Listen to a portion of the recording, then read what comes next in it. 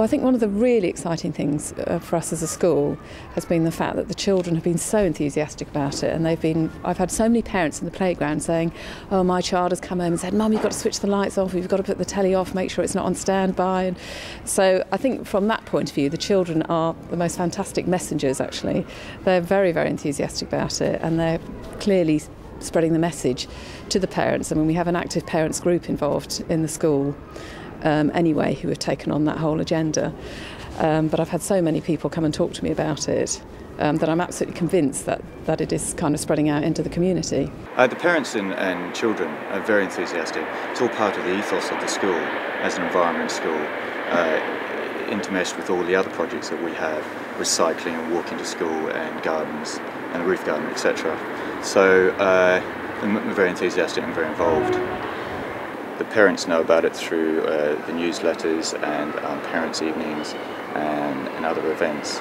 And that it leads to a general ethos with the environment and the community for North Haringey School.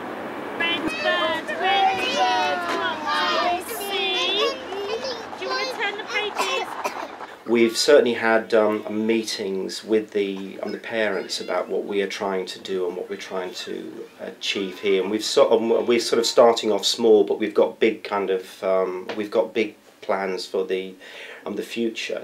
First, within the staff team, it's quite simple things like as a staff recycling ourselves, and then from that helps the children to understand about recycling, and it underpins a lot of the work which we're actually doing here. So we don't see it as a separate add-on to the curriculum, but it's something which hopefully is part of all of the work which we are doing here.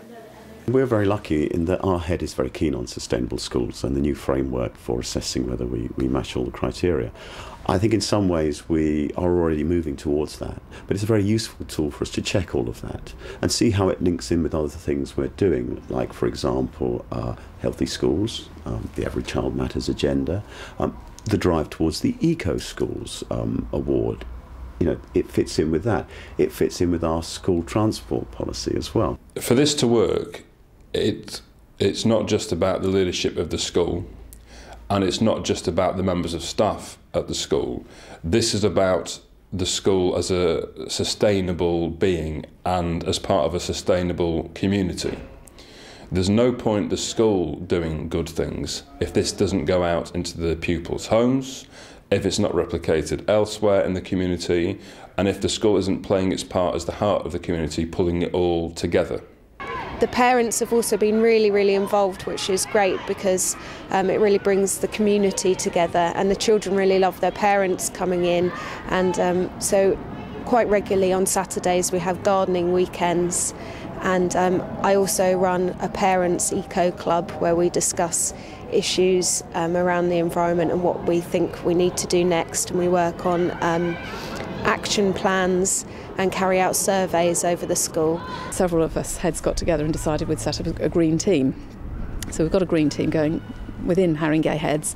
We meet about every half term and we have different issues on our agenda each time. So actually we've got the next meeting tomorrow where we've got an energy workshop. We've got somebody coming in who's actually going to talk to us about what we can do in terms of energy saving measures within our school environments.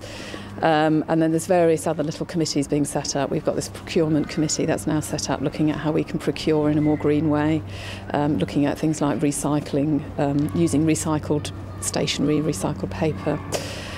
So little by little it's spreading like that. We've also, the Green Charter that we've got in school has now been adopted across Haringey as a borough, so I'm obviously delighted that that's kind of being rolled out.